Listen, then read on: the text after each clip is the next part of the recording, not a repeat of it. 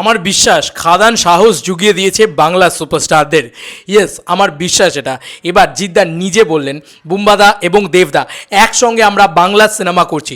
বুম্বাদা, দেবদা, জিদ্দা এই তিনটে আমাদের যে মাস সুপারস্টার, আমাদের যে মানে সুপারস্টারের যে ট্রায়ো, এই ট্রায়ো এবার এক সিনেমায় আসতে চলেছে। বন্ধুরা, এই সিনেমার ওপেনিং কালেকশনটা 5 কোটি টাকা যেতে পারে। ঠিক আছে তো, এই সিনেমার ওপেনিংটা 5 কোটি টাকা লাগতে পারে। বাংলায় যদি এই সিনেমা আসে তাহলে মিনিমাম ওপেনিং 2.5 কোটি থেকে 3 কোটি লাগতে পারে, ম্যাক্সিমাম তো 5 কোটি অবধি যেতে পারে। যেখানে খাদানের মতন ছবি এলে 1 কোটি টাকা প্লাস ওপেনিংই নেয়, 1.5 কোটি টাকার কাছাকাছি ওপেনিং নেয়, তাহলে বুঝতে পারছো যে এই ছবিটা এলে কী হবে। জিদ্দার নিজে বলেছে, এখন তোমাদেরকে প্রমাণ সহ দেখাবো, জিদ্দার নিজেই কথাটা বলেছেন। তো এর থেকে বড় আনন্দের, এর থেকে বড় গর্বের আর কিছু না হতে পারে না। এটা যদি রাজ চক্রবর্তীর মতন ডিরেক্ট করেন তাহলে তো ভাই 5 কোটি টাকা এরকম করে কনফার্ম। এবং যদি না হয় তাহলে আমি চাই যে একটা ভালো নতুন মানে মাস ডিরেক্টর সুচিত্রা দত্তর মতন ডিরেক্টরকে ডিরেক্ট করা উচিত এই ছবিটা। এবার দেখো, বুম্বাদা অলরেডি নিজেই বলেছেন যে জিৎ আর দেব, জিৎকে নিয়ে আমি বাংলায় কমার্শিয়াল ছবি করবই, এই কথাটা কিন্তু তিনি বলেছেন। জিৎ আর দেবকে নিয়েও করবে এটা বলেছেন। দীনেশ কুমার বলে একজন, তিনি আমাকে একটা পেপার কাটিং পাঠান। এবার পেপারে ইন্টারভিউ বেরিয়েছে, স্বাভাবিক খাঁকি নিয়ে এখন প্রমোশন চলছে, ইত্যাদি চলছে, ইন্টারভিউ বেরিয়েছে। তো ছবিতে এখানে পরিষ্কার কথা বলা হয়েছে, প্রশ্নটা দেখো, আমি পড়ছি। হ্যাঁ, ছবিতে আপনাদের দুজনকে দেখতে চান? জিৎ বলেছে বাংলা ছবি আমরা করবই। কথাটা ভালো করে শোনো, বাংলা ছবি আমরা করবই। প্রসেনজিৎ বলেছে নীরাজই এবার লিখবে। জিদ্দা বলছে নীরাজ লিখুক আর না লিখুক আমরা কাজ করব, আপনি নোট করে রাখুন। আবার বলছি, কথাটা ভালো করে পড়ো এই লাইনটা। নীরাজ লিখুক বা না লিখুক, না লিখুক আমরা কাজ করব, আপনি নোট করে রাখুন। জিদ্দা বলছে আমার কথা নোট করে রাখুন। এত বড় জিদ্দা কোনোদিন মিথ্যা কথা বলে না। এই মানুষটাকে আমি এইটুকু চিনে গেছি, এই মানুষটা কোনোদিন কোনো ক্যামেরার সামনে এসে আজ অবধি মিথ্যা কথা বলে না। তো এই মানুষটা যখন বলে দিয়েছে, সে যখন মানুষ চলে না, সে কিন্তু নিজে ওপেনলি বলে দেয় ভাই ফ্লপ। আমরা যেখানে বলছি যে মানুষটা অ্যাভারেজ হয়েছে যথেষ্ট, মানে ওই টাইমে দাঁড়িয়ে ওই চলেছে। জিদ্দা ওইসব কোনো মানে ইয়েতেই যায় না, কোনো ইমোশনাল ব্ল্যাকমেলে যায় না, কোনো যায় না, কোনো জায়গায় যায় না। মানুষরা সত্যি কথা সত্যিভাবে বলতে ভালোবাসে, মানুষরা সত্যি বলে, কোনোদিন মিথ্যা কথা বলে না। তো এই মানুষটা ওপেনলি এই কথাটা বারবার বলছে। আবার পড়ছি এই লাইনটা, ভালো করে শোনো।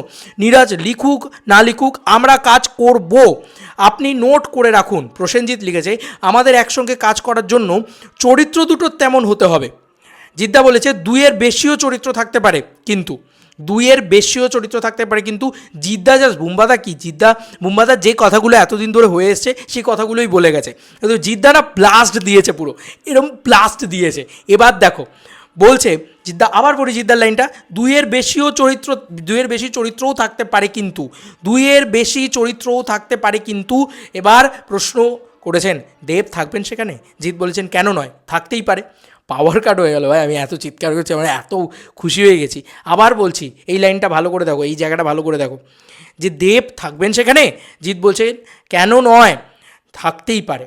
3টে চরিত্র, 3জন সুপারস্টারকে নিয়ে একটা ছবি মাউন্ট করলে সেই ছবির বাজেট যদি হয় 20 কোটি টাকা, আবার বলছি সেই ছবির বাজেট যদি হয় 20 কোটি টাকা, ওপেনিং কালেকশন ভাই 5 কোটি টাকার